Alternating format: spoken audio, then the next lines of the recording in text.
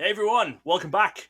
It is another coffee talk with me, Dan, and of course my co-host David. So, right off the bat, what I'm going to ask all of our audience. I have a question for the audience before we get started. I'm sure that some of you guys listen to this rather than actually watch the video. I want to know, does it make sense just listening to the audio? I want to know how many times you find yourself having to jump back to the video to actually look at some of the overlay images we put in. There's going to be a little bit more discussion later when we get into the comments about, the future of this podcast and where things are going. But that's a question I would just like answered because it's not something I can answer myself because I always know what I'm talking about when I'm listening to myself. So if you do just listen to this as audio only, can you let me know that in the comments? It will just help me out with some things in future. I wanted to get that out of the way while everyone was still listening and no one had turned off. So, David, how has your 2 weeks been? Because we haven't actually recorded in 2 weeks. Dan, I first of all, I really was stunned by your admission that you knew exactly what you were talking about when you were talking about it. Because, in contrast to me, I really don't have any type of understanding of what I'm saying. So maybe that's why we're the yin to each other yang, or whatever that saying is. So thank you for asking, Dan. As you well know, I don't have a clue how the last couple of weeks has been. It's not been as eventful as yours, but thank you for routinely asking and doing the right thing by acting empathetic to whatever's going on. Okay. I'll be honest. I just ask so that you'll then ask me how my week went, and I can talk about what I've been doing for 2 weeks. Fine, that's fine. Well, you know what? At least the transparency is there, Dan. How has your week been, or your 2 weeks, or your trip and shows and all the rest of it? Go ahead, Dan. Speak about yourself. Yeah, they were fine. Good. That's nice. No, it was. It's been a decent 2 weeks. This is. If people listen to the last couple of episodes, they'll know that we recorded 2 almost back to back because I was traveling to a wedding last weekend. And I'll tell you, this is actually going to be the longest on my channel, I think, in about 2 years, the longest gap between videos, because the last video I uploaded was the last episode of this, and it's Sunday now. I'm not going to get another one up before Tuesday, just because of how busy we were. So we recorded because me and Laura had to travel to a wedding. We had to drive 10 hours Saturday morning and 10 hours back Sunday morning. And we did that because we were also running pre-releases that weekend. On the way down there, the week before the wedding, Laura was really, really ill. She was very sick. We think she caught something at the regional she'd been to before. So she was ill, and then I was a little bit ill. Luckily, I got over it in a couple of days. And then I worked a card show yesterday, which we'll talk about a bit more later. But yeah, there was no time at all for me to fit in any more filming, really. So that is where I've been on the channel. But it's been an eventful 2 weeks, a lot of stuff going on. So it hasn't been too bad. Good. I'm glad to hear you're keeping busy. At your age, you need to get it done while you still can do it, as we've talked about. No mortality comments yet. Dan, at this point in time, thank you. I give you the option to elaborate later on your weeks if you need to. You want to talk about the wedding or whatever. But right now, we're going to play a new game called Trainer A or Trainer B. Okay? And this is about Trainer Deck A or Trainer Deck B. I'm going to give you the rules, Dan. Please pay attention. Dan, you get 10 seconds to give me an option of the 2 options I give you. If you'd like to clarify why you're giving me that option, you're free to. But Dan, I can't have anything more than a 10-second answer. So give me the answer and an explanation, or just give me the answer. All right, Dan? Yep. Does it make sense? Can you follow the rules, or do we have to get like a judge, a Pokemon judge in here? You're just going to say something to me and have to say whether you're talking about Trainer Deck A or Trainer Deck B? Or Absolutely not. No, that's not it at all. It's just an either or. It's just an either or, Dan. All right, just either or. Okay, let's do this then. Yeah, okay, Dan, here we go. Dan, turnips or rhubarbs? I don't know what either of those things are. Turnips are a thing on jeans, right? But I don't know what rhubarbs are in that context. So I have no idea what you're saying. Dan, tea or crumpet? That's it, Dan. There's 10 seconds. If you don't know the answers, I don't know what either. Dan, I don't know what either one is either, okay? So the point is, to me, what you just asked was, do you like to fold up the bottom of your jeans, or do you like a food from the garden more? But okay, Dan, they're not folding up. It's not a turnips. It's a turnip. It's some kind of vegetable thing. Turnip? Turnips. Yes, turnips. Turnips. All right, then turnips. I don't really like either of them, but turnips. Oh my goodness! Get 10 seconds from you. It's like some kind of British. We got the second one. The second one was tea over crumpets. I like both. Tea over crumpets. Okay, we're going with tea. Yeah, Dan, McDonald's or Burger King? McDonald's every time. Dan, the US dollar or euros? The US dollar. You do know that the country I come from doesn't use euros, right? I need to clarify that you know that Great Britain does not use euros. What do they use, Dan? They use the pound, the Great British Okay. pound. It doesn't matter because at this point you don't even come from that country anymore. You left your whole family there and you moved over to the States and you forgot about them. Your two younger brothers, the parents. Who knows what you use over there? I don't know if you visit there unless it's a world's tournament, okay? Dan, It's that's true. fine. Dan, pounds or euros? Pounds. The US dollar or pounds? Dollars. Good. I just had to put put them all in there since you want to Yeah. add some more currencies. Dan, Squirtle or War Turtle? Squirtle. Crest or Sensodyne? What? Oh, Crest. Sensodyne, I think. I heard that it's crust. I was like, the crust of bread or whatever Sensodyne is, but no, it's toothpaste. Sensodyne, I guess. I'll have to Use enunciate because, yeah, use it's my Colgate, I think. enunciation that suffers. I'm still worrying about turning up my pants. I'm going to have my suit altered and get a turn up in my leg pants. Yeah. Sam, Dr. No or My Little Pony? My Little Pony. I never really got Dan, into James Bond. what? I never really got into James Bond. I've never watched a full Okay, James Bond movie. fair enough. How about Doctor Who? Yeah, Doctor Who over ponies. And over Okay. James Bond. I like Doctor Who. Dan, Sir Elton John or Castiel? Neither. They're both horrible. No. Elton John. I wanted Dan, the smaller dog. half arts or full art trainers? Half art. Half art. Okay. Good, Dan. I'm going to stop right there because I know that our comments actually asked something to do with half arts and full arts. So I'm going to Quite possible. segue back to you, and you'll throw us to the comments, and we'll go on from there. Thank you for playing Trainer Deck A, or Trainer Deck B. Yeah, that was something very interesting. Just throw at me with no preparation. All right. I guess we'll go to comments now then. We have 2 weeks worth of comments, so we have quite a few to get through. We'll start with the comments from 2 episodes ago, which was the missing staff promos, changing your goals episode. So first one on that, Professor Birch just says first. Excellent, thank you. Zach K says thanks for the clarification on the staff pre-release promos. We said in that episode we might have more information in 2 weeks' time when we came back. We don't really. The US doesn't seem to have got them yet. There's just some more places in Europe getting them. We're still waiting on them. We will update you when we do. Feldern said, I love the Coffee Talks and listen every week. Keep doing them. The viewers will come. For now, this is my hidden gold mine. Definitely hope some more viewers do come.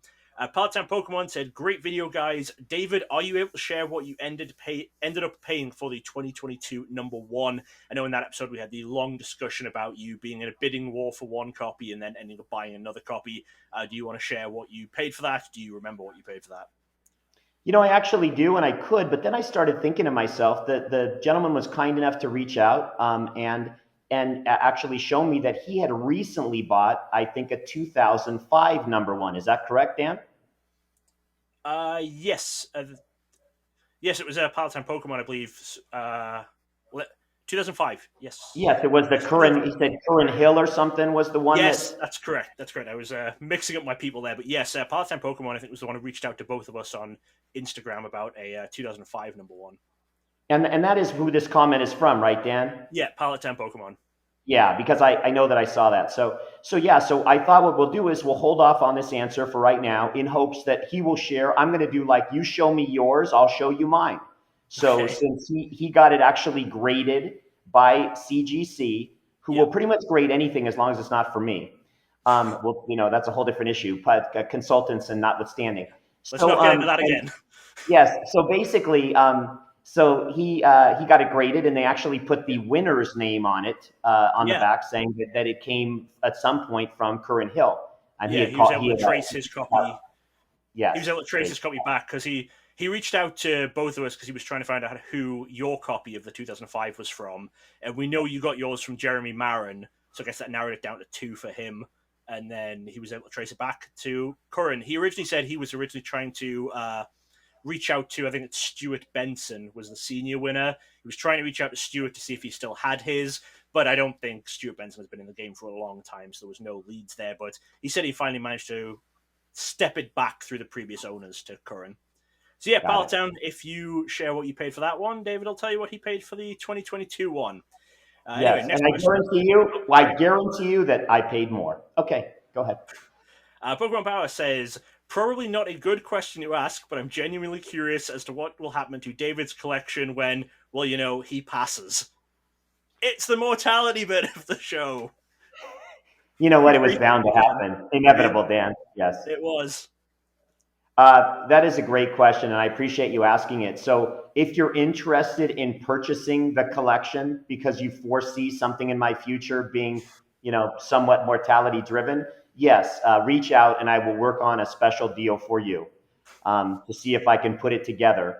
I don't have a great answer for that. It definitely enters my mind on a serious note. I am going to be 62 pretty quick here, another week or two, and the family's not interested and there's actually a different comment in this comments that Dan, I'm sure, was going to get to that relates to the fact that somebody said, it is a funny hobby where breaking things up will always net you more than selling things as a total in holistic fashion. Yeah. So I'm going to debate that and tell you that I don't believe that's the case with this collection. I believe this collection will inevitably be an anomaly.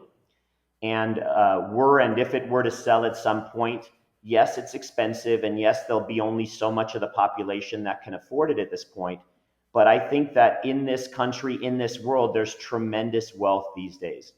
And what my dad taught me as a child was, in all situations, when it comes down to selling things, it only takes one buyer. You don't need 5, 10, 15, 20, or 100. You need one. And so are there multimillionaires? Are there people that have the money? Absolutely. And so for me, it comes down to this kind of aspect. Are there people who would say, I would not have a chance? So you go get a Bugatti card or a, car or Lamborghini or a jet airplane, but you can kind of buy those from anywhere. You can, if you've got enough money, you can have 3, 4, 5 yachts or whatever. So this collection is really one of a kind. And so if there's got to be a parent or an aunt or a grandparent or uncle that says, hey, I'd like to own this for my family, for our legacy, whatever, if it ever comes to that. And I do believe that those people will come out so long as the franchise continues to prosper.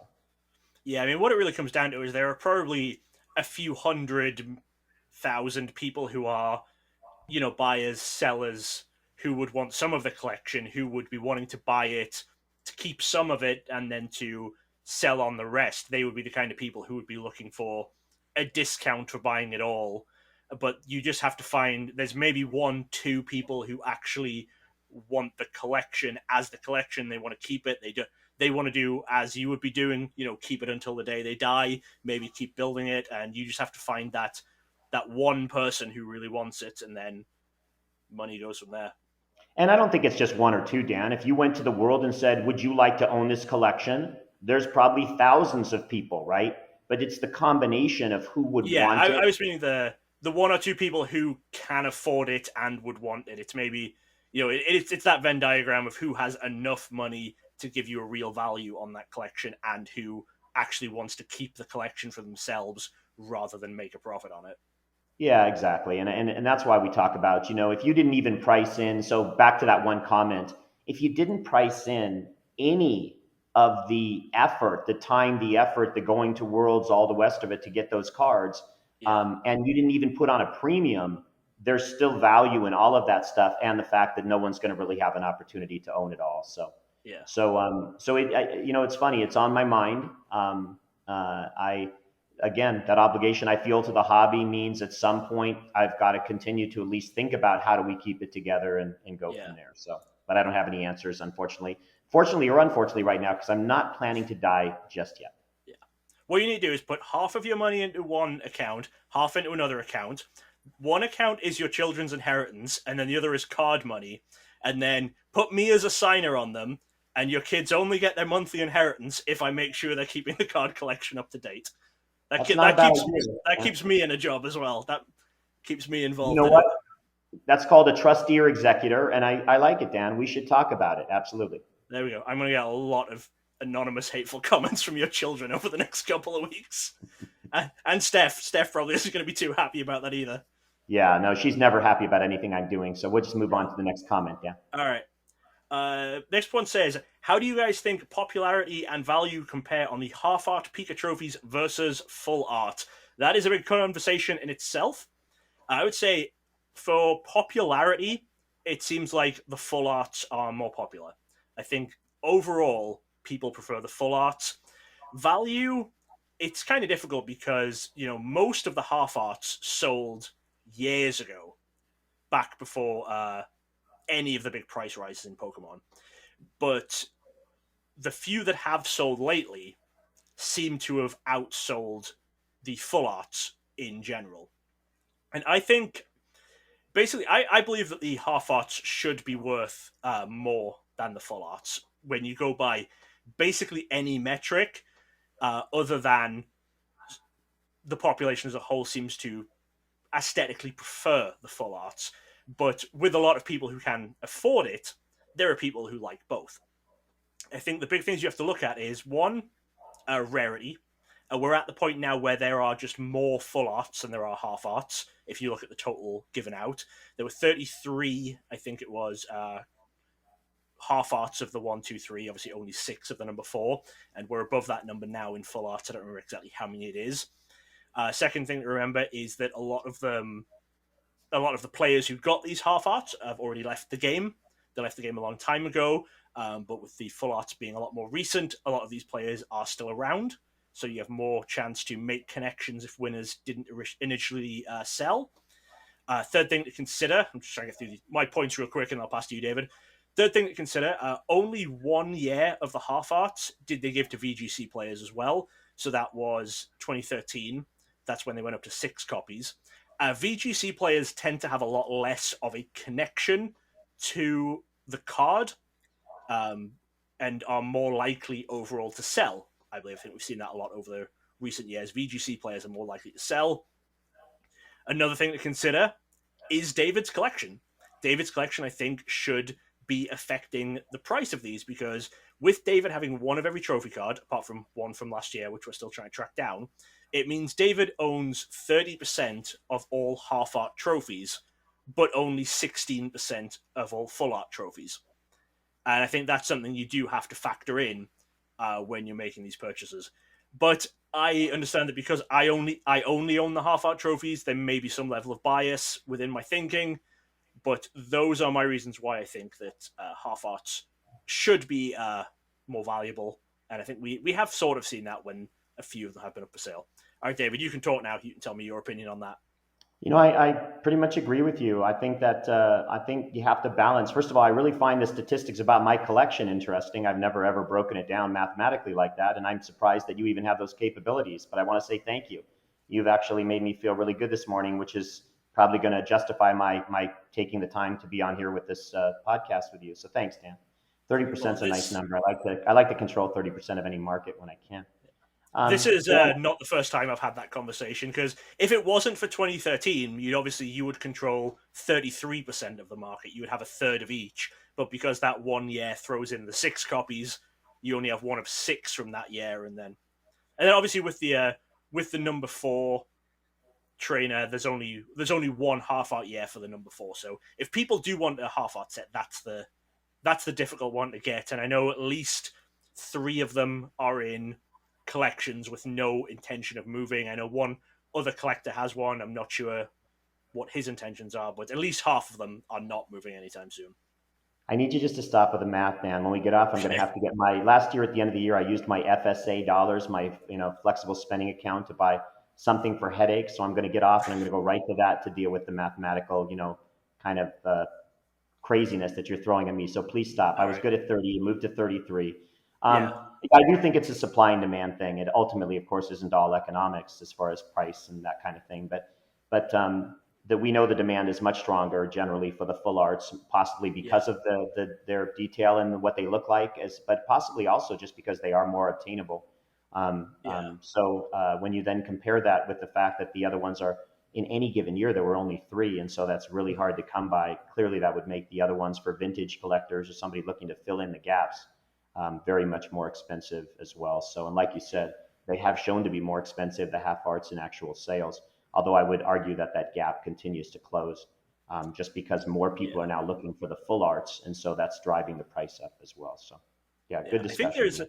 there is the thing to bear in mind though is that unless Pokemon change the art again, there are more full arts still coming out. You know, if you want a full art set and you've missed it, there is always the chance of next year maybe I can try again. There are more people with these cards and there are more copies of these cards coming to market. I think if Pokemon were going to change the trophy art anytime soon, they would have changed it for London because we had, the 2 years off without Worlds. I think if they were planning to change it, they would have changed it and made it different for the comeback. Obviously, next year, well, this year being in Japan, that would have been another good time to change it because it's Japan for the first time. But I really think they would have changed it for London if they were planning on changing it anytime soon. I know I have spoken to people at Pokemon who've said that if it were up to them and they had unlimited budget, the art would be different every year on the number 1, 2, 3, or 4. But they don't have that. They have to. There are other people in play who, it's the way companies work. You can't do everything. They have to. Yeah, that's what that is. I'm trying to say stuff without saying too much. No, and I understand. I think that I would throw one clarification in here just because again, it's just a nuance, but it's, Yeah. what you're saying is more of these cards are coming out. And I think that if you really want to clarify that down to the actual detail, what you mean is more cards with the same pictures on them, Yes, but that's true. that they're not the same cards. And so to someone like me who's much more idiosyncratic about the detail of every card, meaning there's a different stamp with a different year listed, Yeah, yeah, because when you say that, to me, I automatically hear, oh, guess what? We just found that there's 22 more Charizards, base set first edition that were now put out as PSA 9s or PSA 10s. So to me, that's more cards coming out of the same thing, which yeah. to I me think. kind of puts a bad taste in my mouth. But I understand what you're saying. I just want to Yeah, yeah. talk about a I different think we talked about perspective. it a few episodes ago where you are the only person going for every year, and other people will be considering trying to get a A full art picture, set, maybe yes, a half art set. No one else is going for every year. So if you are just going for that art, if you're just going for a full art number 1, you have more opportunities the following year. If you don't care about which year is listed on your card, you have yeah, more opportunities for that. Yeah. yeah. All right, Got it. let's move on with the comments. Next one, we have 2 comments from I am Arno, says, loving the banter and the wit with real people, not Muppets. Real Pokemon knowledge, not the standard clickbait thoughts or comments. Yeah, we're trying not to clickbait on the main episodes. We're trying to make sure that you know exactly what you're going to be listening to. We're just trying to get knowledge across. We don't want to give incorrect information. We're not going to embellish something to make it more exciting. We personally here believe that the most exciting thing in Pokemon is having those facts correct and really, really knowing everything that we're talking about to the best of our abilities. We don't think that we should be changing anything up to get more people to listen. And we're gonna comment on that. We're gonna actually follow up to that a little bit later because I've got something to say about that as well. And when I've got something to Okay. say, I need to listen to myself say it. Yeah. All right. Pikachu says, "What are your favorite cards that you currently own or have owned and moved on from in the past?" Awesome podcast. Well, I think I can safely say neither of us have owned cards and moved on from them. Neither of us have actually gotten rid of any cards that weren't duplicates. I'll say my personal favorite card is my Stadium Challenge Deoxys. I think I've spoken about it a few times in the past about why I like that one. David, do you have a favorite card?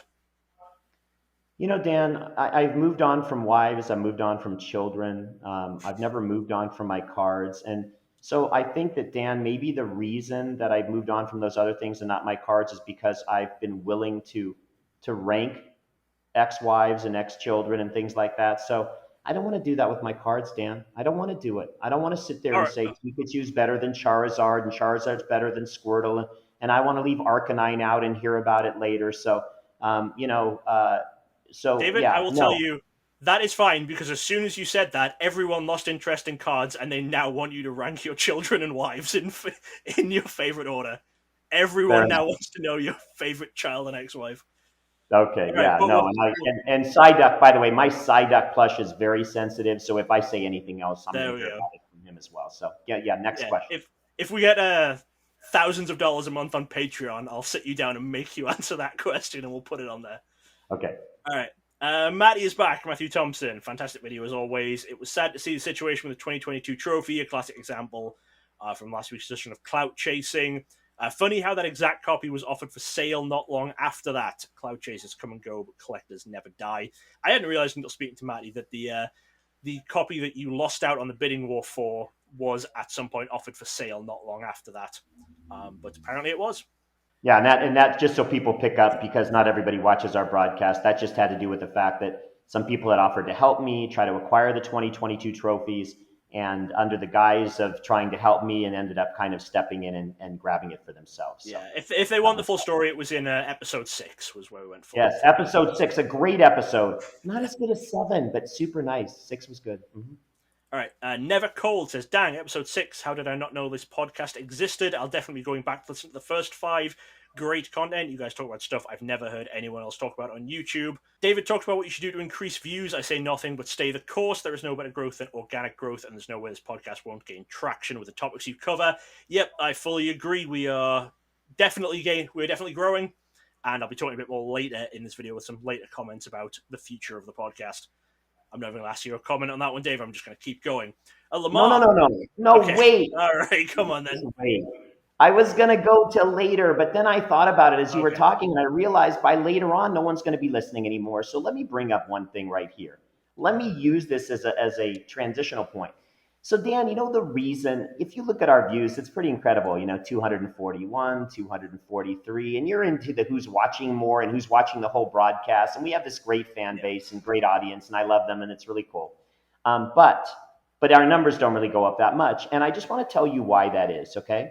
That reason is for the same exact reason, we all know this, that it is because we aren't doing the clickbait, and because we aren't doing anything revoltingly exciting. And so it's no different than when I try to talk to my kids at night and I can't get them off their tic-tac, patty whack, give a dog a bone.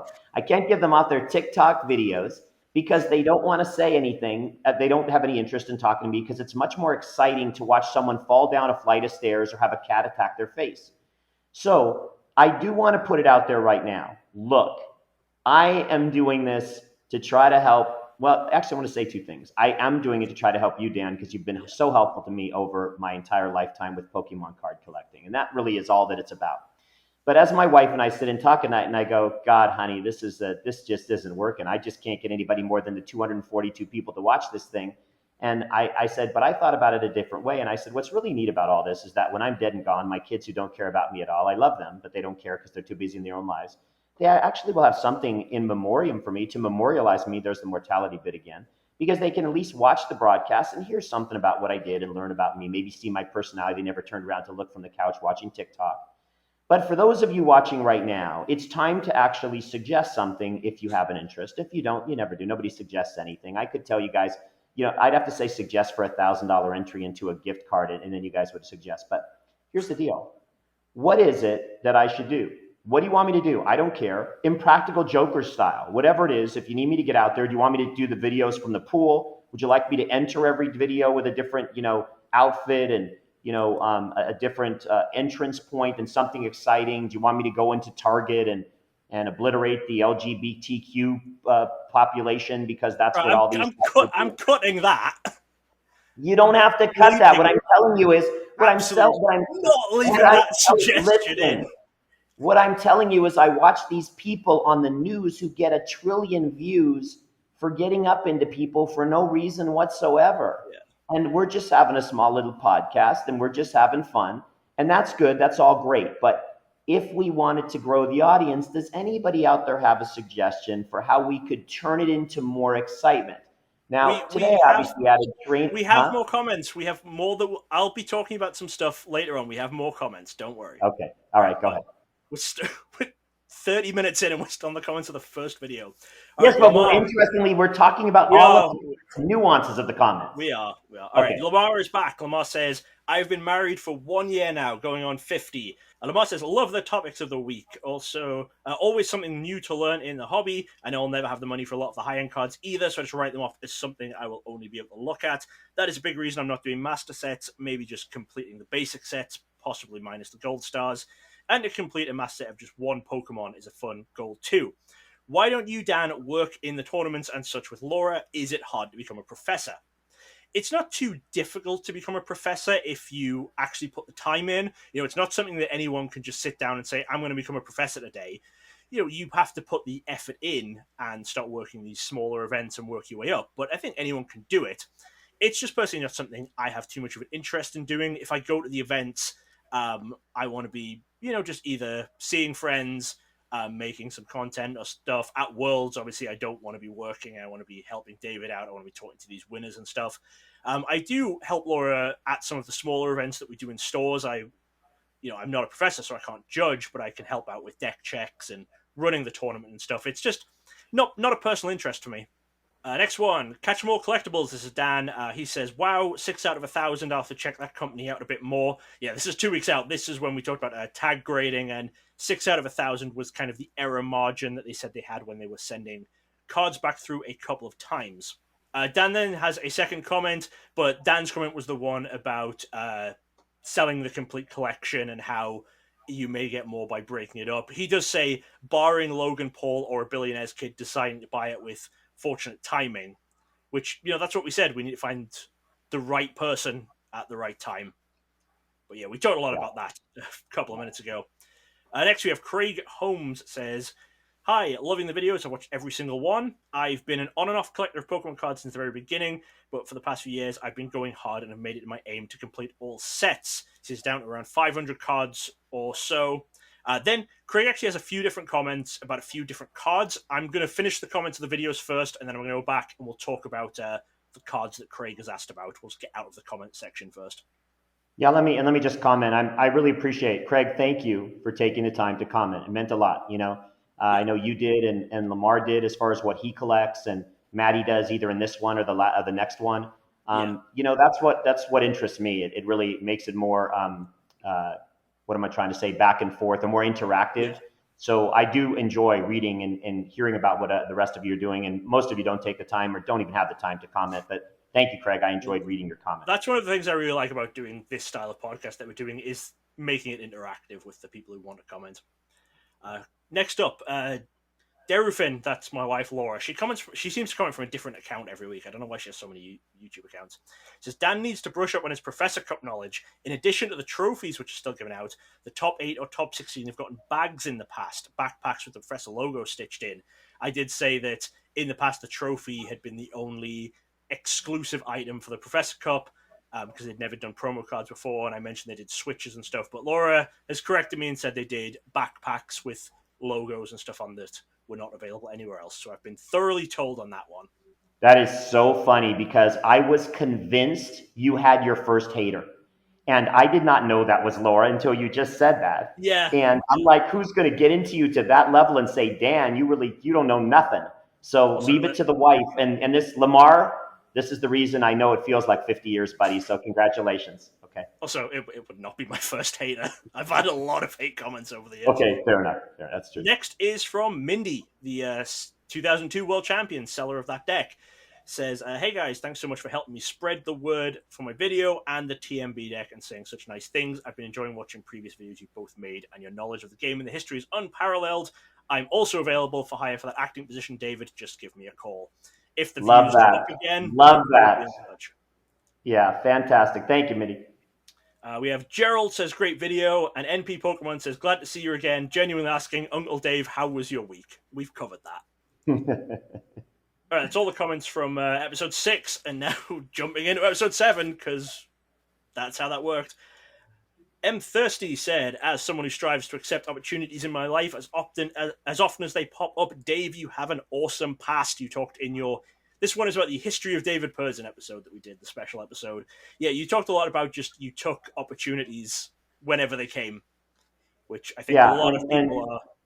And I have a philosophy on that as well, and I articulate it this way. I call it taking one additional step. We talked about sliding doors, but there's also this idea of take one additional step. So you're like, I'm done, I'm here, I'm not, but maybe we could do this one more thing. And that often opens up so many additional doors. So, that's kind of the thought behind that. Nice comment as well. And then Catchable Collectibles is back. Dan, once again, says, very interesting backstory. I'd heard the part about lying in his bed buying a lot of sets, but all of the junk wax era sports stuff was very interesting. I think where they jumped the shark quite a bit, and Dan alluded to it earlier, was selling not only randomized packs, but specific singles and complete sets as well. I don't know how, obviously I wasn't there at the time, I don't know how that affected people who had been collecting before they did these full sets that you bought, whether that changed people's views there. Dan also says, I'll try to be quick. 2011, moved back from college to my parents' house and found my childhood binder, saw it was missing some cards, so bought them and put it away. 2014, found it again going through boxes after I moved into my own house and went deeper down the rabbit hole and realized they were still making cards, jumped into XY Phantom Forces and set the goal to open a box from every set I had missed and completed a few years ago. Crazy how it changed so much of my life. And doesn't it almost seem like when you read that story, and I'm sure that's a very common type of story of so many folks in that same generation, but that it was almost like it was meant to be, it was sort of like, well, it was kind of left them, forgot about them, then find them again, then here we go again. So yeah, I think it does happen to a lot of people where it was just like the rediscovering the childhood collection and stuff. Right. So Ponga says, thank you so much for sharing the story. This podcast is on my weekly must-watch list. I want to thank David for helping me in my collection goals back in 2021, collecting one of each pack. He apparently bought a few art from your website, and you gave him a call and spoke to him for about 5 to 10 minutes to make sure you sent the pack arts that they wanted. So that's always nice. That was. Yeah, I'm always willing to talk to anybody. I think people don't really realize that, folks to have a way to contact me at any time that you have an interest in discussing anything, including things you are looking to purchase from the websites or if I have extra stuff that I don't show. So I give contact information on all of my different social media platforms because I have so many. And if you contact me or if I ever make a mistake trying to take care of you, I always reach out and I'm welcome. You guys are always welcome to reach out to me as well. We then have I Choose You says, David is such a nice guy. Defo one of my favorite YouTubers now. I've just started to collect in 2020 and hope one day my collection is 1% of yours. Very glad that you are one of his favorite YouTubers now. Yes. One of the few. You are the reason that this gets views, as people want to hear your stories and stuff. And I'm just here making it flow.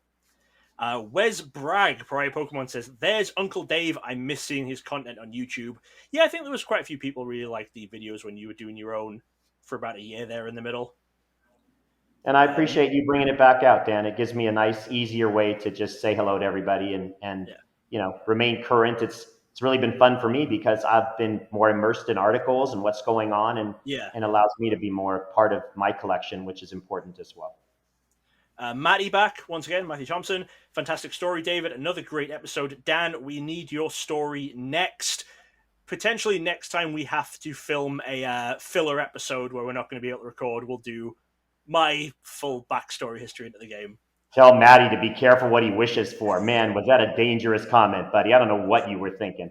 Full 2-hour episode of me talking about my entire life.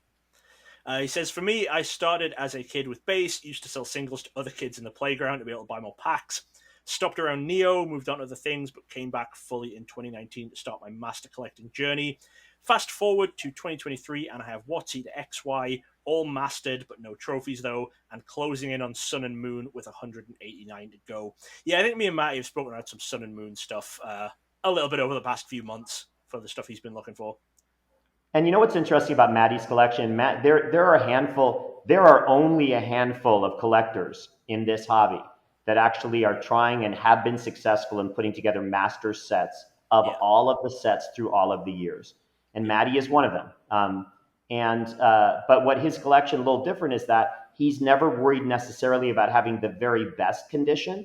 He can have, an excellent condition card in some places. Yeah. And he's always been really happy with that. And that goes back to, again, setting something that is comfortable for you that really still makes you feel like you've achieved your goals. And I really love that.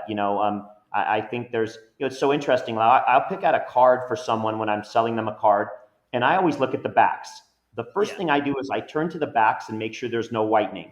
Well, half the time people will say, David, I don't really care about the backs. I care more about no scratches on the front. Not that I don't look at that as well, but we really shouldn't be telling people what it is that they should be looking for, because we each just have our own perspective in what we're trying to put together in our own collection. So Yeah, Laura is the same way as Matty. Laura has a lot more sets that are either complete or closer to complete than I do because she doesn't care about the condition at all. She, again, also because she makes binder sets, as I'm assuming the way Matty does and the way I do, she cares a lot more about the front, doesn't care about the whitening on the back, whereas I'm a lot more particular. I'm like you, I turn them over, make sure they're all nice. And it means I have less overall, but it means that a lot more of them are up to what I want in my collection. Dan, I don't want to take a break here or anything, but you are so full of baloney, my friend. Baloney, salami, and a nice head of cheese, all right? You're going to tell me that you're more concerned with the backs of your cards? Well, I guess unless it's rated a PSA or graded a PSA 10, and then it's presumed to be perfect and you don't even need to look. Does that ring a bell, buddy? I care more about the backs than Laura does. I'm not. Okay, Anna, so we're doing a relative basis. Okay. Yeah, and I have said the only times I seek out the PSA 10s is on the Vaporeon collection, Okay. and I know that I'm not being fully objective on those. I just Okay. want the PSA 10 number. All A right. final comment is from Mr. Cool Cat says, any chance you could make these episodes of Coffee Talk available on podcast listening sites? All right, we're going to get into the future of the podcast here at the moment. So basically, the reason it's just on YouTube right now is because that is actually the platform I'm monetized on. That is the platform where I make most of my other content. In the future, I am looking to branch out with Coffee Talk. Currently, the thing we're working on, you may actually see it on this episode, it may be next episode, is some new branding that Laura's working on. We're trying to improve the overall look and consistency of the look and feel of the podcast, the thumbnails, that kind of stuff. Laura is away in Milwaukee judging a regionals at the moment, or she's not judging, actually, she's working stream team. So if you enjoyed the stream of Milwaukee regionals, if you watched it, Laura was in charge of that. So we may get it done this week. It may be for next week. We're going through a lot of designs and stuff. That's kind of my priority at the moment. It's getting it all looking nice. And I can say I will definitely be putting this onto YouTube Music as a podcast. That allows you to make like a playlist of podcasts on there.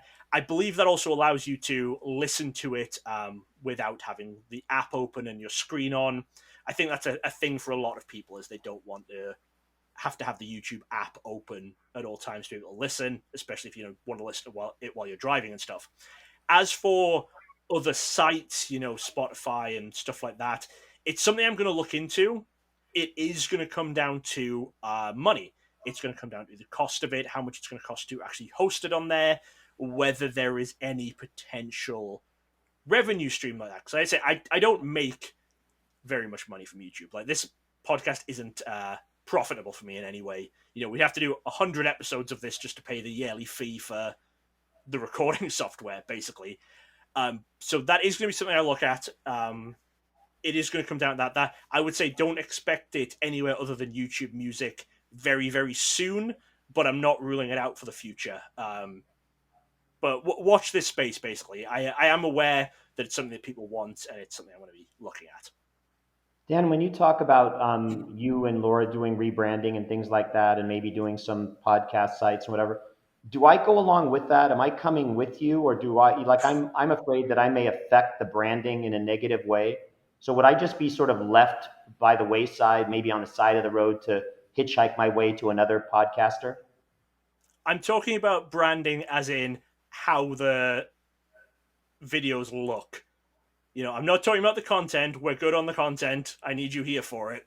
I'm talking Okay. about the actual, how the actual video looks, how the thumbnail looks, No problem. logos. I thought the friendship might be over. I was just trying to double check things. I think we're good. I think I need you here Okay. for it. All right. Okay. All right. So that's all the comments. So I think now we'll jump back to Craig's comment, and we'll answer the questions he had about the different cards, and then you've got some more stuff to go into after that. So first question that Craig had was about the McDonald's sets. I'm sure you know, McDonald's have been doing Pokemon sets for a while now. I think it was about 2012, 2013 was their first one. And it was basically you got a Pokemon card in a Happy Meal. They've lately changed it so that you actually get like a pack of Pokemon cards in a Happy Meal, where it'll be 3 non-foils and a foil, something like that. It used to just be where there was a card one single card in with the toy, and there'd be a set to collect. Craig says the 2016 McDonald's collection seems to be far rarer than any of the other McDonald's sets in English. Is there a reason for this, or is it just a coincidence? Now, when I read that comment, I didn't know that it was a lot rarer. I'm missing bits and pieces from most McDonald's sets throughout the years. Um, but I thought I'd look into it to try and figure out why. At first, I thought, is it the first one? But no, there were times before that. Turns out 2016 is the only English language McDonald's set that was never released in the US. So there have been a couple of French exclusive, French language McDonald's sets. There was one year where English didn't get a set, but French got a 12 card set. And there were a couple of years where English got 12 card sets, but French got 40 card sets. But obviously, with the English ones, they had almost always been released in the US as well as other places around the world. But it seems that in 2016, the US never got the set in their Happy Meals. So it would have just been Europe, potentially some other countries. So that is going to be the reason that those are rarer and harder to find. It's just going to be a lesser population, the fact that they never came to the US, and with a lot of collecting being, kind of US centric, a lot of collectors and a lot of sellers are based within the US. It means that they're going to have smaller supplies of their cards. They're going to circulate around the US a lot less than if the packs and stuff had been released here. Dan, what did you say? So I got a little lost there for a second. Okay. The 2016, does it exist in English language or not? Yes, it exists in English language. But it wasn't distributed here? It was not distributed in the US. It was distributed in some other English language countries. So it would have been in the UK. And I think there are parts of Europe that get English cards because they don't have their own languages on the cards. I think a lot of Scandinavia gets English language cards. All right, since you did the research on this, later on today when we get off, I'm going to pull my McDonald's binder and I'm going to spend some time with you taking a look to make sure that I do have that set in there, because obviously I would have no clue if I do or don't. So let's just double check that later. We will double check that. Next, Craig had said that he's missing a few Nintendo promos, including the Mudkip Torchic Trico near the start, which have the Pokeballs on them. They're the tournament ones, and is missing number 28, Championship Arena. So Championship Arena is the one I'm most interested in. How many of these cards were printed? How were they awarded? Etc. So we don't have an exact print number, but Championship Arena was given out to participants at the 2005 World Championships. It was distributed similar to the Tropical Tidal Wave set from that year, in that it was only people who qualified for the event would actually get it. But it was distributed differently in that they didn't just get it with their player kits. Now, if you've ever been to Worlds, players, what they do is when they get to Worlds, they'll sign up, they'll register, they'll say, I'm here, and that's when they get their bag of stuff. It's got all their promos, all their Worlds exclusive merch in. Championship Arena was inside a little booklet. It was a card booklet that had a picture of Mew on the front, folded over, and the Championship Arena, it had like 2 slits in it. And it was in 2 of the corners were inserted into there to hold it in. And what they did was they found out what hotel rooms all of the qualifiers were staying in, because I believe Pokemon at that time booked all of the rooms and sorted the trips and stuff for them. And they slid this under the door of the hotel rooms. So the players would just wake up the next morning and there'd be something on the floor, and it was another card. It was another special card, Championship Arena. And because of how it was distributed, that is the reason that it's very, very difficult to get a truly mint copy of that card. Almost every copy you see on the back will have 2 either indents or some sort of markings where the 2 corners were put through that cardboard holder. There were a couple of people I know who registered. They didn't show up late to play in the tournament, but they checked in later than most people. I think at the time when the tournament was starting on Saturday, they had a late check-in on Saturday morning if you didn't fly in until late Friday night. So a couple of people got them not slid under their doors, and I know those people have said they had minter copies than other people they've seen. So it will have a roughly similar number to the players' sets of the 2005 Tropical Tidal Wave. I don't have full information on exactly what that number is, but that is how it was distributed. Rainbow Jim, time to weigh in, please. Let us know the actual numbers of the cards because this is when it's time to vet and error check. Yeah, Leah, That's my you might, if you listen to this one again, you might have the data from how many players qualified for the '05 World Championships. So let us yeah, know yeah. if you do. And Craig, if you, I might have those cards. So if you're still looking for those, whatever Mudkip and Trico and stuff, then just ping me on Instagram or something, and I can take a look for you at theperson1. Yeah. And the final card Craig is interested in, he wants to talk about, is BW101 Genesect, another card that seems to demand a very high price. So this is the final numbered card in the black and white promo era. It's a shiny Genesect. So the way this was distributed was it was a DVD promo. So it came sealed with an insert, and it was inside copies of the DVD for the Genesect movie. We've seen quite a few promos like that over the years. Way back in the day, your VHS copy of Pokemon the first movie got you a Mewtwo promo, and generally they were Black Star promos for the first few movies, and then they went into being just variants of other promos. They weren't exclusively numbered. It was either a Black Star promo that just had a different foil pattern, or it was a card from a set with a different foil pattern. The Genesect was the first one in a while that was an exclusively numbered Black Star promo. And it seemed to be in only the very, very early printing of the DVD. For some reason, even some of the ones which were UK exclusive, like there was a non-holo Keldeo and non-holo Darkrai for those respective movies, those still seem to be easier to get than this Genesect. It seemed like this Genesect, within a week, the DVDs that had this Genesect in it were completely sold out. So that is just why it's rare. I think it then did, once they realized just how rare it was, it got another small release in a further printing of the DVD. But again, it wasn't huge. It was just to make it not unbelievably rare. I know when it first came out, I spent a long time trying to track them down. I eventually do have one in my collection, but it was a very, very difficult card to find. I know that after that first print run, there were just none for sale anywhere. And I was offering, $50 to $100 for it, which at the time was a huge amount of money for a Pokemon card. But you just couldn't get it, and it wasn't until that second wave that I was finally actually able to get my hands on one.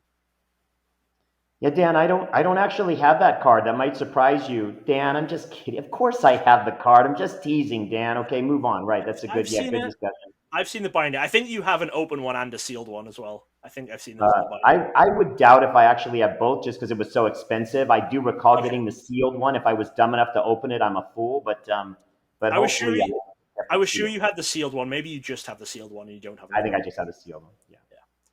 Okay, so those were Craig's questions. So we're actually finally done with all of the comments, only 55 minutes into the recording. Yeah, So, which David, means we got to go super fast then, Dan. We got to just keep you plowing on through some different stuff. Okay. you had a few things you wanted to bring up. So, Yes, yes, I do. In no particular order. I just thought they were interesting. So one of them you said you were actually aware of. I know you're going to show some pictures, but in the Vegas area, which is where I now reside, there is a new development, a new housing development that's gone up recently, and they have used Pokemon characters for their street signs.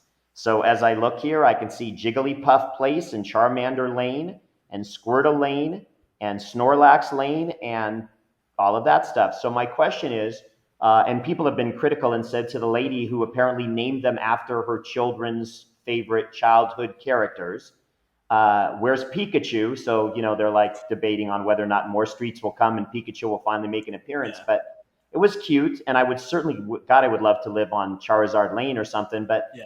Dan, can they do that? Dan, can they do that? Can they? I mean, there's no They've way done they're it. going to Pokemon to get that authorization. So how do they do that?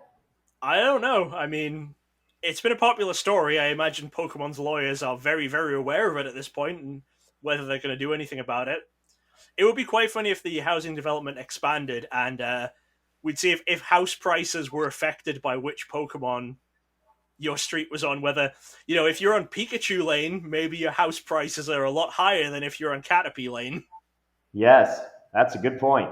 That's a good point. And You know, would you you know take yourself down to the level of even considering Caterpie Lane? I mean, that would be horrible. So, yeah, have just all all of the rundown houses on Caterpie Lane, and then big mansions on Pikachu Lane and Mewtwo Avenue. yeah, yeah. So we're going to show pictures of those streets because it is Yeah, cute and it is interesting. we'll have some of So the street I, shows up. I do think it's interesting. I wonder if Pokemon is just too big to be worried about it at this point. It's sort of like more free publicity Yeah, if they maybe don't it's want to send their lawyers out. something where it's not doing any harm to anyone, and it's not actually, you know, there's no overlap with what their brand actually is. They weren't going to open a housing development of Pikachu Lane, so maybe they let it go. I think legally they have to acknowledge it with their lawyers and issue, maybe like retroactively issue some sort of permit to her, because I think if they just are aware of it and don't do anything, I think it can then affect later dates of people saying, oh well, they were okay with this, why are they not okay with me putting Pikachu on a t-shirt or something. But I don't know the full legal ins and outs. Yeah, and I think what's also interesting is that you have to decide if you're nearsighted or if you're farsighted. And if you are farsighted and you look down the road, really Pokemon should object to all of this. And it's not. I'm just speaking again with my legal background. I Yeah, didn't say that in the going to. I don't know if I say I went to law school or something in the previous and completed law school in the last video. But basically, what you have to worry about is you have to worry about that shooting that happens one day on Charmander Lane or whatever. And now it's all over the press that there was a shooting on Charmander Lane. So, that's something that is a reason that when you don't want any negative publicity coming from a place that's unexpected in an ideal situation, you would just avoid it, which is why licensing and doing all these other things is the way that they maintain control. yeah. We'll see what happens. Well, It's if they don't, I'm jealous of anyone that's going to live there at the moment anyway. So. well, if they don't, then if they don't object to it, next time I'm in Vegas, we'll go down there and we'll take some photos. I like that. I like I'll that. tell you Perfect. I'll tell you what that community is going to have trouble with is stolen street signs, Yo, God. because those signs are going to be stolen every week. Oh, you know what? That's a great point. We'll see if that happens. Really Yeah, interesting. it's like Yeah. if you used to go to a Pokemon and Magic tournaments, a lot of the times where they'll have obviously the nicely printed up table numbers for the big tournaments. There was a lot of Magic tournaments where you go down and see the nicely printed signs, table 1, table 2, table 3, and then you'd get to table 69 and it was the number 69 written on a piece of paper because the sign would always be stolen every event. 69 and 420, if the tournament was that big, would just be handwritten on a piece of paper because it wasn't worth it for them to keep making signs that would just get stolen. That's funny. That's And funny. I think that's going to be it. Hey, I bet within 6 months we're going to have, eBay listings of Pikachu Lane road signs or Charmander Lane road signs. People are going to have them on their wall. They're going to have to be remaking them a lot. Well, you got to do it early and often, right? Because then when they figure out they're going to be stolen, so you definitely want to be the first ones to steal them or whatever. By the way, for all you Not kids out that there, we're telling people to do this. Don't. for all you kids out there, don't do this at home. This is all fodder. This is all nonsense. We don't want you stealing any signs. Take your No. pictures. That's good enough at this point, okay? We don't want to encourage anyone to do things that are going to ultimately find them in jail. So let's I'll tell move you what, on and talk about Charizard, okay? Okay, we'll move on. Charizard. So Charizard. Charizard plates or lane or whatever. When I'm reading stuff out there about Paldea Evolved or whatever, the new set, I guess, that's coming out any day now, if Yeah. I'm right, Dan, about that, there's Yeah, always comes this out next week. constant, okay, next week, there's this constant discussion about, oh, it's another set with a Charizard in it, and that's going to make it good, and that's going to make it this. And there's so am I You've wrong about you've mixed something up there because okay. Paldea Evolved, the set where, as we're recording this is the second weekend of pre-release and it comes out next week. That's not the Charizard set. It's the set that is releasing in 2 or 3 months' time that is the Charizard set again. And what is that called? Let me double check. That set is called Obsidian Flames. Okay, And I think some Obsidian of the Flames. confusion is because they did it at such a rate. There's apparently such a small turnaround between Paldea Evolved and Obsidian Flames that the Pokemon Center exclusive ETB for Obsidian Flames went up for pre-order like a week ago. So products for Obsidian Flames are available for pre-order before Paldea Evolved has even come out. And I think that's the first time we've seen that. I think with Scarlet and Violet, it was a couple of weeks after the set released that the Paldea Evolved ETBs were up for pre-order. But Obsidian Flames, it came out before we'd even done the pre-releases for Paldea Evolved. So the talk of the Charizard set is for the next set that's coming down the line.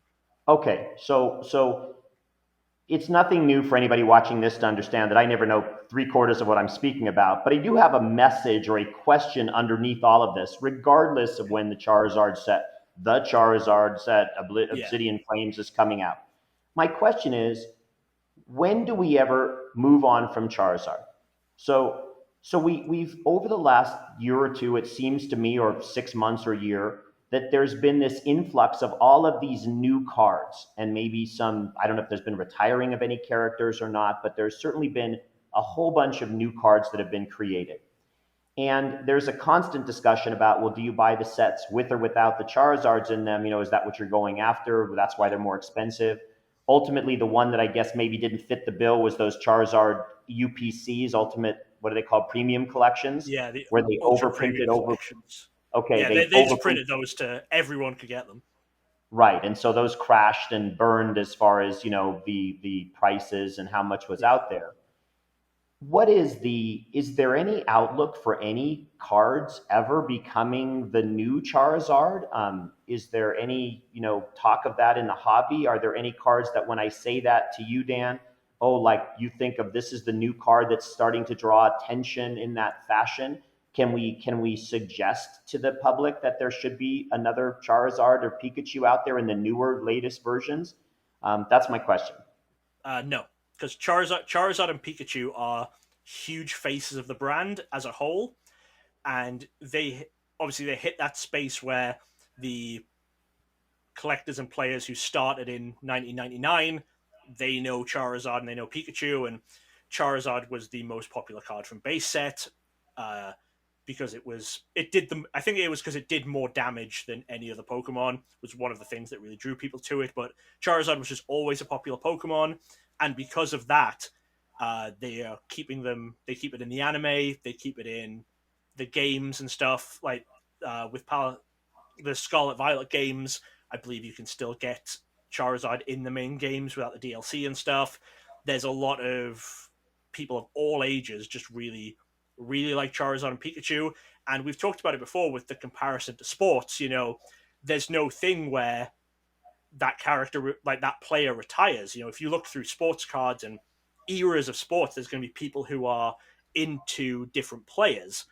But that's because that player played when they were at their teenagers, early 20s, probably is when people really get into following a certain player or a certain, I guess not a football team because teams can't keep going, but you would remember players from that era of that team. But with Pokemon, you can just keep the same popular Pokemon going, and it seems to be a trend now where it's the third set of a new generation is a big Charizard set because it builds some hype. First set of a new generation, you always have big popularity. There's a lot of stuff changing. People are always into it. Second set, it does seem like not so much. We had from the Sun and Moon era, we had Guardians Rising. That one was only popular because there was one playable card in it. It wasn't a great set. Rebel Clash from Sword and Shield. There are a few good cards in it. In general, wasn't as sought after. And then Paldea Evolved, I think people have been hyping a bit less than Scarlet Violet. And then we go into, Burning Shadows had the Rainbow Charizard, Darkness Ablaze had Charizard VMAX, and now we're going to Obsidian Flames, which has the golden terrestrialized Charizard. I don't think there's any way that the hobby is going to move on from Charizard and Pikachu being the two main characters. The only difference is Pikachu is generally a common or uncommon card, whereas Charizard is, the rare, the foil. Are there any up and comers, Dan? Are there any new cards that are have enough power or whatever to entice people to start looking at those folks as Like the new next Pokemon? powerful? No, I just don't think there are. I don't think that. I think what Charizard and Pikachu have within the hobby is unmatched because you are never going to be able to get the crossover of the current players and the nostalgia. I think, and that's where Charizard crosses over. It's not just all nostalgia. Newer players really like Charizard too, and they really like Pikachu, and you have to have both groups hitting. And anything new is never going to be able to have that nostalgia factor.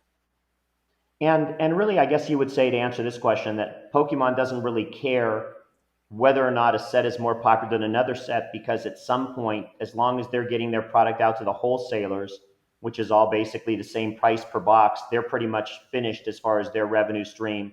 The resale market and something selling for more or less, possibly because of its contents, really wouldn't have any bearing on their strategic marketing kind of decisions.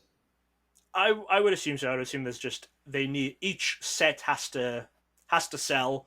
They need something for each set, and with some sets, the selling point is look at these Charizards. Yeah, but what about the sets that don't have it in there? Paldea Evolved. What, Well, why aren't they they? I think Paldea Evolved is not as hyped as Scarlet Violet was, and it's not being talked about as much as Obsidian Flames. But they are doing other stuff with it. I'm not as caught up on the playing side of it, so it might be that Paldea Evolved has a lot of playable cards. Okay, just hold But on right there then. So what you're just telling me is that we're going to get a comment from Laura under some anonymous surname telling yeah, you that you should have been all boned up on Paldea Evolved before we got to this point in the video. possibly, yeah. Okay, fair enough. But I I, just I want to think make sure. the other thing to remember as well is that it is Japan makes the cards. TBCI, the international company, all they can do is decide what cards go into what sets. And they have a lot more of a rigid release schedule than in Japan. Because Japan will sometimes do two sets at once. I think they did it. They may have done it with Scarlet Violet, where they did a Scarlet set and a Violet set. I know they did it with Black and White back in the day. They did a Black set and White set, and they can do a lot more mini sets. They have a lot more freedom with it.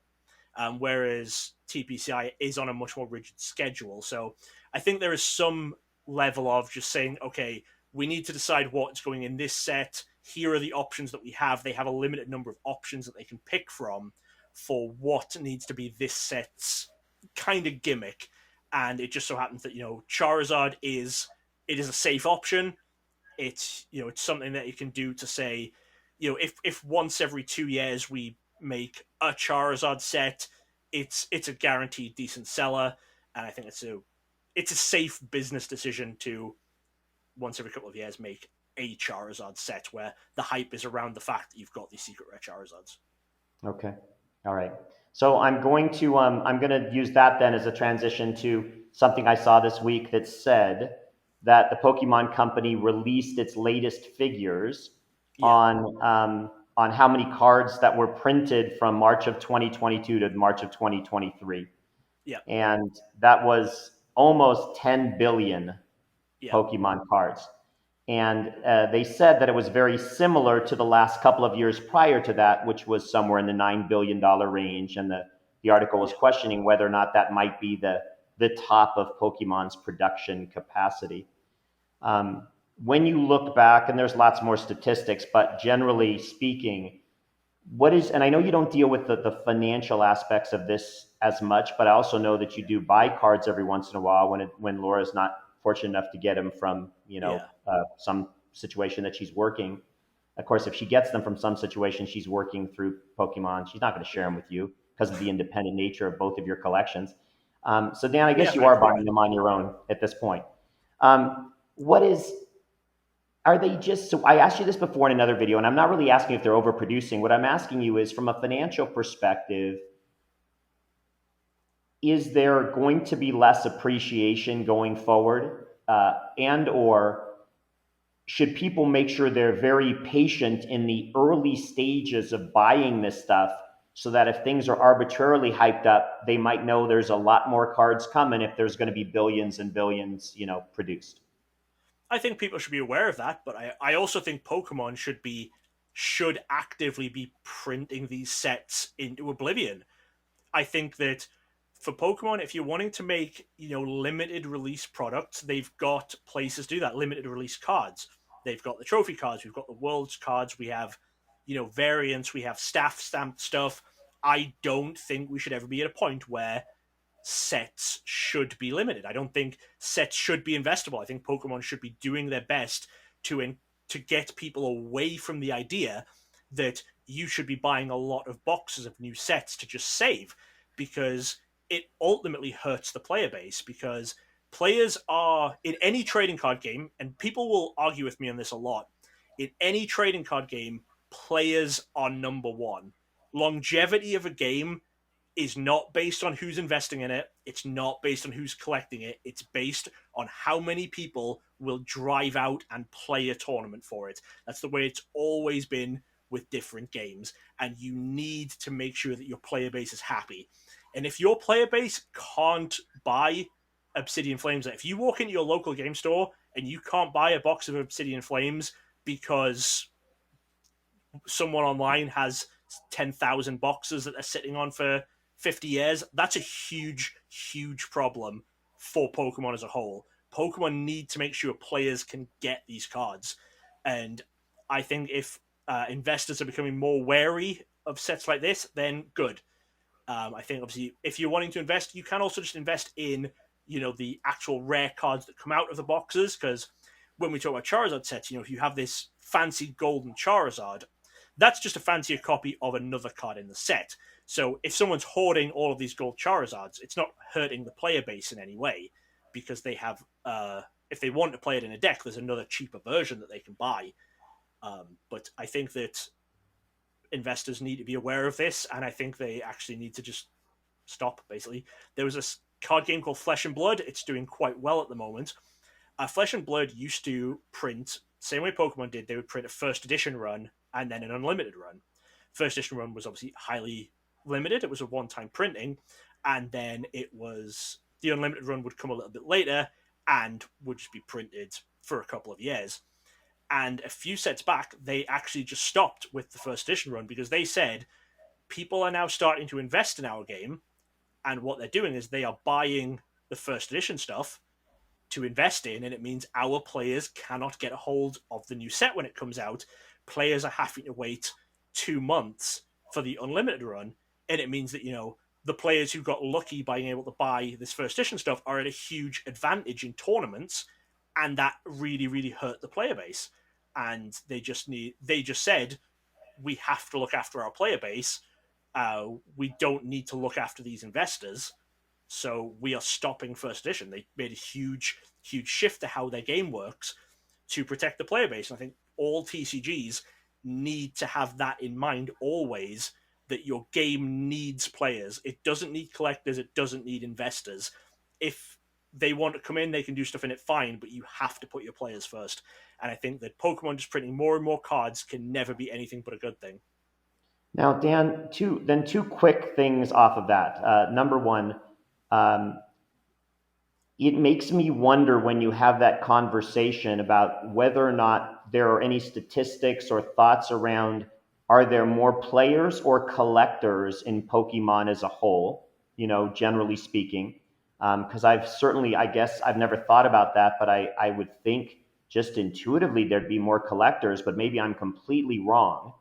And number two, when you talk about something like Obsidian Flames coming out and you say, well, these people are going to need to go and they're going to need to have the cards available and stuff, but we know that there's transitions from gaming season to gaming season on what cards are allowable, and and that kind of stuff. And that once you move on and move on and move on year to year, a lot of the previous stuff is put to bed. It's not usable in tournaments and certain formats, etc. So wouldn't that imply how important the collector base is, though, to keep the brand alive, to keep all of that stuff still pumping through, instead of just saying, well, we're so worried about the player base and the current set that's coming out to be able to be obtainable for these folks that want to build decks, etc. Well, so on the first question, I think Pokemon have said kind of informally before, or people who've worked at Pokemon, I guess, is different to other card games in where most of their sales go, because the majority of Pokemon sales go to small children who, walk past a Pokemon pack at the tills and they get a couple of packs. I would say there are like dedicated players and dedicated collectors. I would say I think there are, especially for newer stuff, there are more dedicated players. And you have to remember that newer stuff is where Pokemon makes their money. They're not making any money on anything that's out of print. The other important distinction with players and collectors is because of these tournaments, players have a time frame where they need to get these cards, which is a big thing for the company. Like if I'm collecting a game, like let's say Obsidian Flames comes out and I'm wanting to buy it. If I'm a player, I need to try and get Obsidian Flames now because I have a tournament next weekend. If I'm a collector, I can wait 6 months and buy Obsidian Flames. It makes no difference to me. But the player base, the reason player bases are so important, even if there are more people collecting, the player base are the ones who are buying the new cards when they come out. They're the ones that are keeping the sets turning over. And as I'm sure you know, with a lot of collectors in a lot of different games, very, very few collectors stay just with modern. Even if they collect modern, at some point they will turn their hand to vintage cards, which no longer support the company in any way, whereas the players are always actively supporting the company. And when you talk about rotation, which is when all the sets are no longer allowed in play, rotation happens once a year, and it's normally a set will have 2 to 3 years where you can use it in tournaments. So it's not just a very quick turnaround of when sets are legal in tournaments. So Obsidian Flames, when it comes out, is probably going to be tournament legal till 2025, 2026, something like that. So it's not where you can just say, if I skip this, I miss out on 1 or 2 tournaments. It's that you kind of have to keep going with it because they're always going to be legal. And it might be that there are some cards in that set that aren't good now, but they print a card in 2 sets' time, which works really well with it. So you need to have, as a player, have that kind of mindset of knowing what it is. And a good thing that I know a lot of players do, and Laura did this when she was playing a bit, was for every set, she would always keep 4 copies of every trainer card. Not necessarily every Pokemon, but trainer cards are ones that I feel are more likely to keep going in decks going forward. Because a lot of the Pokemon will have specific mechanics and stuff that work well within a couple of sets, so different decks will drop off and go up. But trainer cards, if it's a good trainer card, it's always going to be playable. And that kind of effect. I think I'm trying not to get too much off topic here on why players are important, but I think it is that main thing of you have to have people constantly buying the new stuff. You can't just have people hyping. Like it does no good to Pokemon, no matter how much Logan Paul's first edition base box break went for. Maybe it got some people interested in Pokemon, and maybe Pokemon saw a slight uptick in people buying the new stuff, but that all that stuff during the pandemic that was due to low printing. There was a bit more people coming into it, but it was the people who were desperately trying to get it were flipping it. It wasn't new players, new collectors coming in. It was people just trying to make a quick dollar. And any of the people who were really, really getting into it were getting into these cards that they saw opened in these box breaks, which were base set, jungle, fossil. And that doesn't help the Pokemon company at all if people are doing that.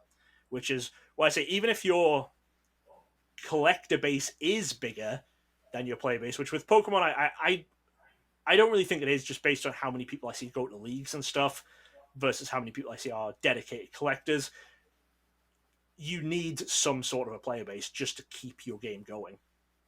I think I might be a little skewed on that. I mean, again, I'd really be curious if anybody else has comments about it just from their own perspectives too. But my skewing of the way I think may be because of that constant presence of eBay and looking and looking and looking and seeing all these Yeah. listings. And a lot of it is all around grading as well. And when you look at grading, we know, I don't think you'd use graded cards in any kind of deck situation. No, you can't. Yeah, so that's why it's again relatively interesting that I suppose that maybe sellers are out there and catering more to your collectors just in that forum or format because Yeah, there are I think people not in the sellers natural pop generally market. will cater to the collectors a bit more. But if you look at any set, you will see obviously the highest stuff is basically going to be collectible cards because they're printed at such a low amount. They're printed at such a high rarity, so they're going to fetch the highest price. But you can look, and there can be uncommon cards, commons where you get 2 or 3 copies of it per box, and it can be a $5-7 card because it's playable. Yeah. In the mid area, it's very rare for a playable card to jump that high, especially now because they have the alternate versions of the playable cards. But if you look back to like Diamond and Pearl era, where the rarest stuff in the set wasn't a variant, a variant of another card in the set, it was mechanically unique stuff. You'd end up where level X's were a lot of money when they first dropped, like relative to the market, because of the fact that if you wanted to play a level X, you needed to hit the secret rare version. There wasn't like the full $200 full art, and you could play the much cheaper version. You just had to do that, and then Great Encounters is a big one. There was a non-foil rare called Claydol that was in every deck in 4 copies, and at pre-releases, there was they were going for it. It was about the level of, I think, the pre-release staff promo was worth a reverse hollow Claydol, or Wow. or the staff promo could be worth 2 non-hollow Claydolls, because that was at the time when there weren't as many collectors. Then the collector base was definitely nowhere near where it is now. That was back in 2008, but the player base kept it going. If it had been the other way around, where absolutely everyone had stopped playing, but there were still people collecting, then I don't think the game would have survived, because I don't think they would have had any motivation to keep printing new sets when they had people who were just chasing what was already out there. I think my last thing really to say on this is the reason I have the perspective and stuff that I do is it's very difficult for someone to be both a dedicated collector and a dedicated player, just because of the which cards you want to be getting, and the acquisition of different cards. If you're opening a new set as a collector, you want these hyper rare versions, but if you are a player, you want the lower rarity version so you can get 4 of them for your deck. So most people don't have a huge perspective of both areas of this, but I've always been a dedicated collector, and I've worked, as I said, with Laura at a lot of these events, so I do have some perspective on how we can judge how well a game's doing by the player base that we have. And I guess I get it where we give out, boxes and packs as prizes for our tournaments, and if we're at a point where we're going to say to the store, hey, can we buy X amount of boxes so we can give them out as prizes to our player base, and if the stores say, we don't have them, that is a huge problem as well. Not even just in players not being able to get the cards, it's that we can't give out prizes for tournaments. And I think that's just why I have, I guess, a lot of the views that I do have, because of the fact I've seen both sides of this. And collecting all of these dead card games that we've talked about, that I do collect, where all these games that ended 10 years ago, when you look into it, a lot of it is just, if a game got one set, I mean, even if people loved it and collected it, it is because no one wanted to play it. Like, people not playing the game kills off games so much more frequently than it being overprinted or not collectible. All right, so we're going to move on, but I just have one last question about this. Do you think it's the Okay. case that all of the cards that were once very much in demand in the Pokemon game because you wanted them as part of your decks that were playable, etc., over the course of time, would you say that they typically have come down in price when they're no longer, when they roll out of rotation or something, and even if they were a high value card in the past, when there's not that player ability anymore to play the cards, do you think that they would fall in price, or do you think that no, so many were taken out originally and now the demand still goes on by collectors, that they would still maintain a higher price? Well, if you look at the stuff from about Diamond and Pearl era, when stuff initially rotates, there was huge drop offs in price, and then for a lot of it over the years, the demand has slowly built back up. Claydol isn't a great one to look at for that, because Claydol, they actually made a promo version of Claydol just because of the fact that people were having so much trouble getting it, because that was a time where they stopped rotation for a couple of years, so they wanted a bigger standard format, so it was in standard a lot longer than it should have been if they hadn't changed that, so they had to release another version. But if you look at stuff like Luxray Level X, Yan Mega Prime, Magnezone Prime, they took heavy price cuts as soon as they rotated out of standard, but then have gone back up over the years, both because collectors are looking at those older cards, and also because if people are collecting mint versions, the cards that were playable at the time, they got played. Not as many copies were kept mint. If you have like a level X that was completely unplayable and no one wanted in their deck, chances are more of them are going to be mint because if people pulled them, they went into the binder. They didn't get shuffled up for 2 years. So there is people do still look at those. The prices are going back up, but yeah, generally, if something is expensive because it's playable, not because it's really that rare or sought after by collectors, it will tank in price once it rotates out of standard. Okay, interesting. All right, Dan, move on and talk about. I saw that there's a controversy again to some degree, and I guess there's still an open window here we should explain to people regarding the upcoming Worlds tournament in Japan and Yeah, the ability to buy Spectator. I guess they're doing some kind of lottery. Can you talk about that just so people are aware and if they're interested, they could still jump out there and try to get in on that lottery? yeah. So what they're doing for Worlds is last few years, obviously, I think since about 2016, you had to have a spectator pass to actually get into the World Championship. You had to buy a pass. You have to do the same for regionals now and internationals. If you're not playing in the tournament but you still want to go in, you have to buy a separate badge that lets you in the door. Usually for regionals and internationals, there hasn't been a problem getting the spectator badges. People have been having trouble signing up to play because there's huge caps on that, but spectator badges haven't been a problem. Worlds, what you used to have to do was they would just announce the time they were going out. You just had to be online as soon as they dropped it, and it would be the first people to sign up got them. The spectator badges at Worlds, a lot of it was because everyone either knew that they were playing or not. There was no one else who could sign up for the tournament, and they would have extra tournaments at Worlds that you needed a spectator badge for. This year, it's a lottery system. So what we have to do, you can still do it now on the Pokemon website. I've already done it. You have to register through Arcanine, which is the system that Pokemon uses for all its big tournament signups. You have to just register your interest, and then when they do the cutoff, if the amount of people who've registered interest is higher than the amount of tickets they have, the number of spectator passes they have, it is fully just a lottery system. It is not going to be first come, first served. It is just going to be you'll get an email and it will say you have the opportunity to buy 2 passes. If you get the email, you have 72 hours to complete the purchase. So they're doing it that way. Japan already does a lot of lottery stuff for Pokemon. I think it being in Japan is probably a big factor in the fact that they're doing this as a lottery system, because like I say, it is how Japan does a lot of stuff, even with allocations of being able to buy certain promo sets and stuff like that. They do a lot of lottery systems, but it does mean that I am now, tightly clenched for the next week or something, finding out if I'm going to be able to buy a spectator pass. If I'm not, they've also said every player in the event is going to get 2 spectator badges. It used to be that every player under 18 would get 1 spectator pass to get a parent in, but now they said every player is going to get 2. So if I don't get one in the lottery, I'm going to be trying to slip some money to a player.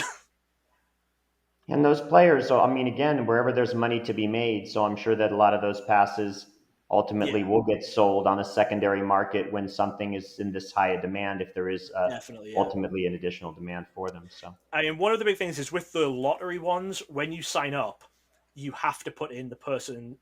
One of them has to have your details on it, and you have to put in, I believe, the details of the other person when you sign up. So you can't switch it around after that 72-hour period.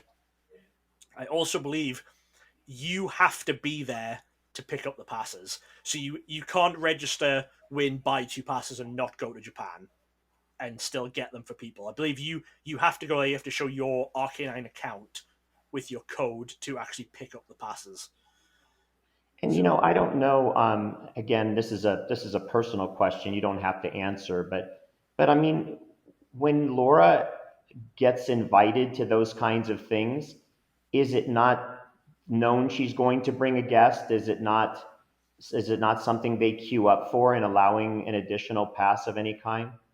no, judges don't get an additional pass for anyone.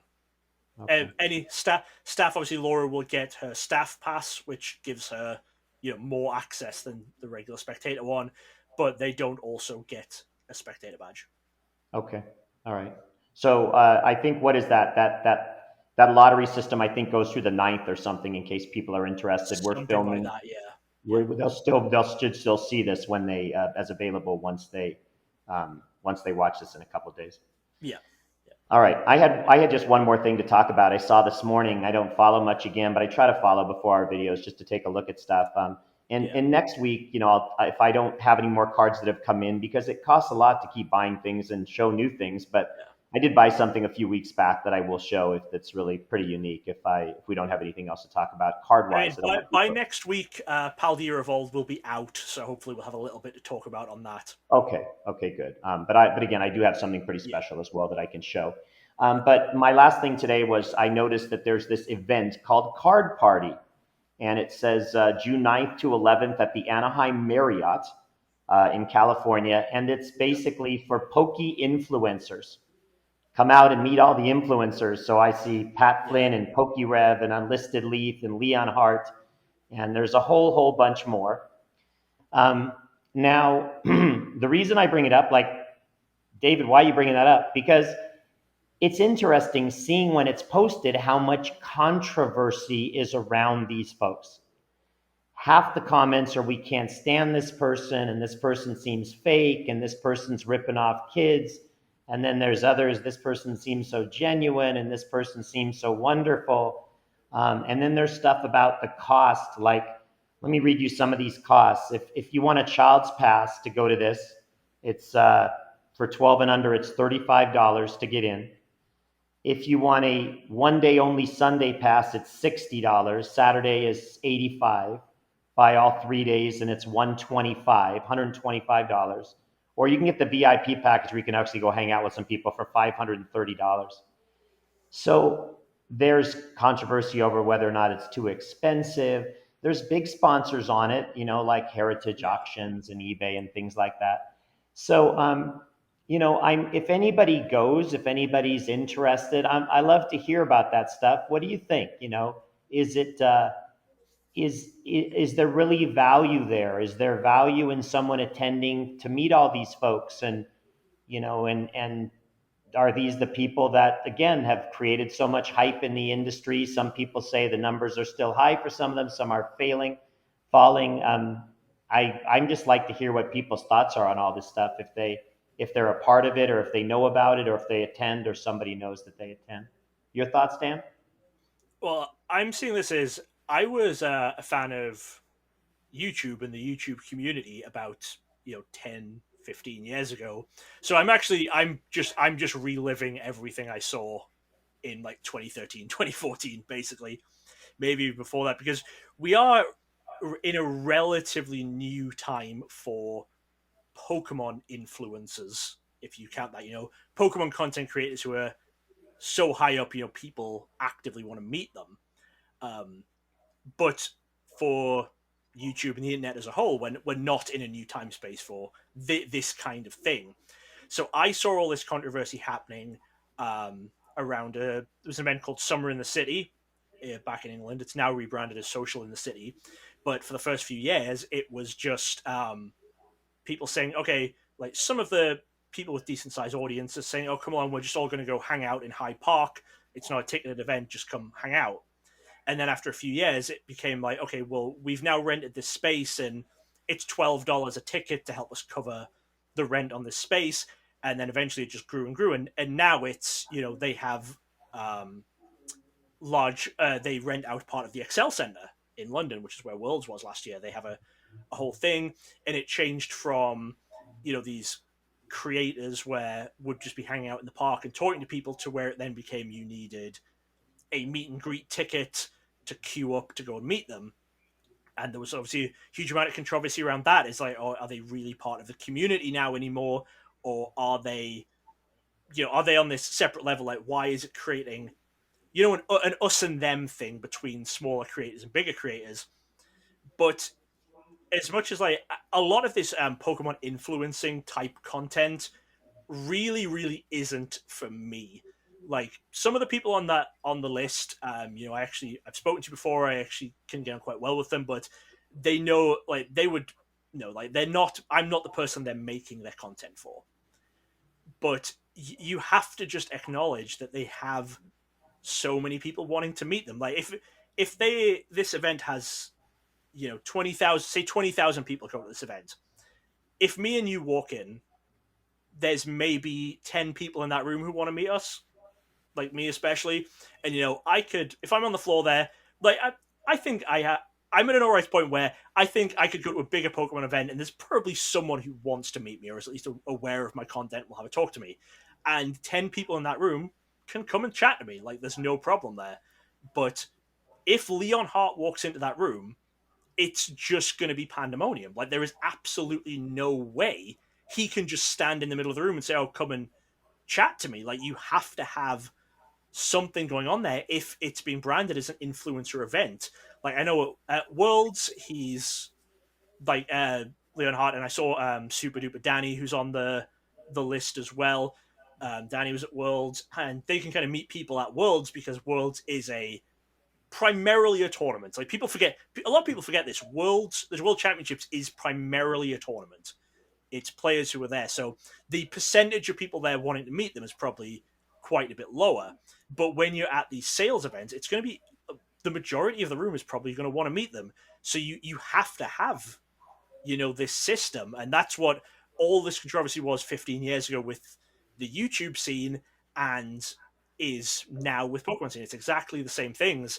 It's people saying, I don't personally like this content creator, so why should I have to pay to meet them? But I do like this content creator, so I'll pay to meet them and whatever. And you can look, if you look at YouTube gatherings and stuff from around 2013, 2014, there were people who still tried to put on these just casual events. We'll all meet in a park, and it was borderline riots. Like, there were people getting trampled and stuff. You can't do it. As much as I say, like, there's definitely legitimate criticisms to be made about the idea of this kind of culture and the way that Pokemon's going, but you have to accept that that's what it is. And if you want to make this event, first and foremost, you have to make this event safe. You need to have it in a big space like this, and you have to have that ticket price. It is what it is. If you don't like it, I would totally understand people not wanting to go, but you just have to kind of get that if you want these experiences that they're offering, that's what it'll cost to make it work. I think it's interesting because there's so the world is so political these days, and so even when there's no controversy or there shouldn't be any controversy, listening to people's opinions always Yeah, raises controversy. And you've always got people that will listen steadfastly and really aren't interested in commenting back, and there's others that can't wait for anything to be a trigger for them. So in reading the dialogues and the commentary, it's like, well, this influencer doesn't get along with this influencer, and we'll likely see fisticuffs, and yeah. so it's so I mean, there's a lot of that, and seeing it from the YouTube community again, a lot of this famous person has beef with this famous person. It's raising the brand profile. yes, it's Like, raising the brand there's profile there's maybe exactly, some but like actual disagreements, but a lot of the time it's just like, oh, we can both get huge videos out of this. There's and then the more people who are talking about the controversy, the more their content's getting shared. There is a lot of that going on, and there are people going to this event, some of the influencers, where I have spoken out against them in the past for some of the stuff they've done. I obviously, it doesn't mean that I hate them as a person or whatever, as a lot of people would say. But for example, Unlisted Leaf, I'm sure he's totally fine. Everyone who's met him says he's a really nice guy, and I accept that his content isn't directed at me. So I'm never going to give my opinion too much on his content as a whole. I'm not going to say like, oh, he shouldn't be doing the clickbait. He shouldn't be doing these thumbnails because he's doing what works for his audience. But I've said about Unlisted Leaf, one, I don't like that he has lied in past videos. We talked earlier in this one. I said we don't try and embellish stuff. One of his more famous videos was he opened a box of base set that turned out to be the Black Triangle Error packs. They have the triangle printed on the front of the pack to cover up where the first edition symbol was. He said in that video that they were only made for 4 hours in the factory. That was just a lie. That he just made that up for that video to, increase this hype. And since then, because it's such a popular video, it's been like quoted in news articles and stuff. It actually had a huge effect on what people think about those Black Triangle packs. I've had so many people quote that statistic to me saying, "Oh, this was in this news article and Unlisted Leaf confirmed it." And if you look and go, "No, his video came first." Like him saying that was the first time that had ever been mentioned. And I said I've spoken out against him and said, I don't think he should be saying that when he's making these videos. You should be trying to aim for truth. And I don't agree with the fact that he advertises fake cards on his channel, because you'll have a video where he's opening a legitimate Pokemon product, and then the next video is, Marvel, Pokemon, Deadpool, Pikachu crossover, and an Instagram link to where you can go and buy these fake cards. And people have tried to make it out that I hate him as a person. And I've said, no, I don't hate him. I don't even hate his content. I just understand that his content isn't for me. But I do think these are problematic things that he's doing within his content. I don't agree with him doing this. And people tried the same thing. People said the same thing when I spoke out against Leonhardt. So back near the start of the pandemic, Leonhardt went to the first Collecticon, which at the time had branded itself as PokeCon, and then some people spoke to Pokemon about them, and all of a sudden they decided to rebrand and remove the Poke name. Obviously, Pokemon can't say that they had anything involved, and Collecticon can't say that they received a strongly worded cease and desist letter, but stuff happened, and at the time, this was when Pokemon were not running events. Pokemon had outright said, we don't want events, because this was pre-vaccine and everything. This was really early in lockdown and shutdowns, and Pokemon was saying, we don't want people going to these events. And Leonhardt went to this event and was like heavily billed as being a huge draw to it. And again, at the time, was still called PokeCon. So Leonhardt was someone who was a big face of Pokemon. He worked with Pokemon. He gets a lot of special treatment, as a lot of bigger influencers do. They get these early products from Pokemon to open on their channel.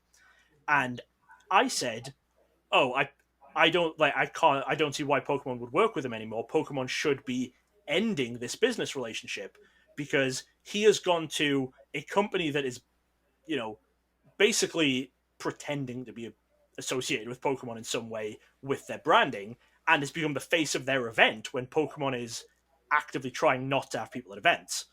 And people are like, "Oh, so you think his channel should be deleted? You think he should never work again?" I was like, no. I think the business relationship between him and Pokemon should end. That's all I said. And I knew Pokemon would never end that business relationship, because it is hugely profitable. Yeah. And morals only go as far as the bank account, generally, for companies. But, I think it is just, a lot of it comes down to when we talk about these controversies, a lot of it comes down to just people cannot accept a genuine negative opinion or negative feedback as being anything other than hating the person. It's you always have to be either we are black and white, we love this person, or we hate this person. You can't say this person is fine, but I disagree with this thing that they did. I like this thing they did. See, with Leonhardt and Unlisted Leaf, they have both done really, really great things in this space within Pokemon. They've done a lot for younger players and younger collectors. I know they've both done a lot where they've helped out kids who are in the hobby. I think they've done a lot of charity work and stuff, but I just feel that I can't criticize one thing that they're doing without people saying, you hate them overall. And it's like, because that's what it is. That's what the world is now. It is black or white, and there's no open mind about anything. And so you're correct. Yeah. And then there's the word drama goes around too much. I've talked about this a lot when people are like, "Oh, there's so much drama," and I was like, "Look, not everything has to be drama. Something can just be, it's an opinion." And you both know what's happened to me over the last year or so within Pokemon, which I'm not going to talk about for the safety of some of my friends. But people keep labeling that as drama, and like, oh, there's drama, and people will get all high and mighty, like, I'm not getting involved in the drama. And it's like, hey, some of this isn't drama. Some of this is like someone is committing an actual on paper crime. If it's like, if the drama is, oh, this person threatened to kill me and I said I didn't want to be killed, that's not drama. That's not you're not taking the high road by saying, I'm not getting involved in that. You're, you're siding with the person who tried to kill the other person. Yeah. And no, I am not being dramatic.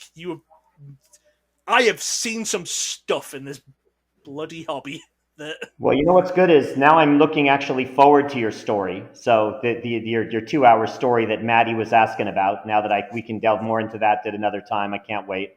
I will Not say, as all far of as us going into that. Yeah. yeah, the pokey influencers, one of them there is the person I noticed who I think bought the other #1 trainer card, the world's trainer trophy. So that's kind of fun. So I may show up and give I can't say he or she, Start but some drama. give them a piece of their mind. Right? I'm just kidding. And I also want to say that for those of you who really want to meet some serious influencers, okay, without a ton of views, just really good, serious influencers. You just reach out. You come over to Vegas. We'll hang out by the pool and stuff. And Yeah. I'll charge a small admission fee just so I can buy some, Samuel Adams lager or something, and we can enjoy like a fancy summer ale. And that's it. Don't worry about it. Like, you don't have to spend 60, 85, $125 for a 3-day pass. We could open packs here. I can we can open, maybe there'll be small packs, Hidden Fates or Champions Path or something, Guardians Rising. I got a few extra packs. So we'll just have fun. That's fun, Tell you what, but yeah, if you're, you, you're if you, if you hear in a about couple. drama, I want to know. I want to know about We're a drama from couple. this. We're a couple of years out from your 65th. On your 65th, we will just bring all of the Pokemon community to your house. We'll have an absolute week-long rager. We'll open everything, even stuff we shouldn't be opening. Yes, We'll and all by hang that out. time by that time I'll keep the extra stuff that's extra not to my collection, and I'll the person who asked in the comments about what would I do with the collection will have sold it by then. So we have lots of money and lots of packs to open, and we just party like it's 1999. I like that. Good idea, Dan. Yeah. And I suppose, if you want to meet me, the easiest way to do it is to come to one of the card shows I've been doing around Columbus. We have those every couple of months, or come to internationals or worlds, and I'm always hanging out there.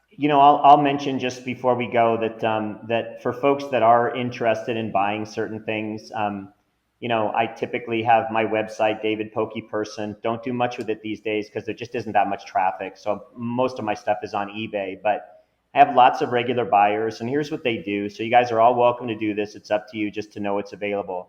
If you see anything you like on eBay or anything you like on my website, just reach out directly. Just reach out through Instagram or whatever and tell me.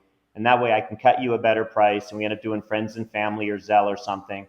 And you don't have to pay the taxes or shipping, and I get a little bit more in my pocket, and I can look through inventory for other things that aren't even listed. I've got someone that's about to buy a whole Skyridge set from me because it's not listed, and he wants to start just building it up. And I've got all this stuff just kind of sitting out there that are not part of my collection. They're extras. So never feel like you're bothering me. I'm glad to do it. I'm glad to make deals. It's how we all got started in the hobby. It's how we're still trying. We all love to get a little extra better deal when we can. Sometimes it's just $5 off, make somebody feel good. And I always feel like, I remember going to the world's tournaments and they'd be giving out packs to just because you're walking around, and no one's going to ever give a pack to me because I'm an adult. But as we all know, we're all kids still inside, and it's fun to still receive something every once in a while that you didn't pay very much for. You got a little discount on. So anytime I can help with that, I'm glad to do that as well. So, like I said, don't be a stranger. If I'm selling stuff, I normally just post it on Instagram. And follow me on Instagram. I post some decent stuff there. Okay, some good. of it's for sale. And if you want any Worlds merch, let me know. I bought way too much of it in London, and I still have loads of extras, all of it. Especially if you want a Bear Walker Pikachu skateboard, let me know. Most of my World stuff, I'm okay just like hanging on to and just being like, it sells when it sells, or I'll trade it somewhere. Oh, but those skateboards are bulky to carry around. Yeah, they take up so much. I might still have to get one from you, Dan. as I mentioned to you, my house when we moved in, it has a skateboard motif. So that's what the people did it before. So I got to still hang up some other Pikachu and Pokemon skateboards on the wall. So maybe we'll still talk about that too. All right. Last time I came to visit you, I came with only a backpack, so there's no way I could have brought one. I know. Spirit Airlines would have charged me more than the value of the skateboard to actually take it on the plane with me.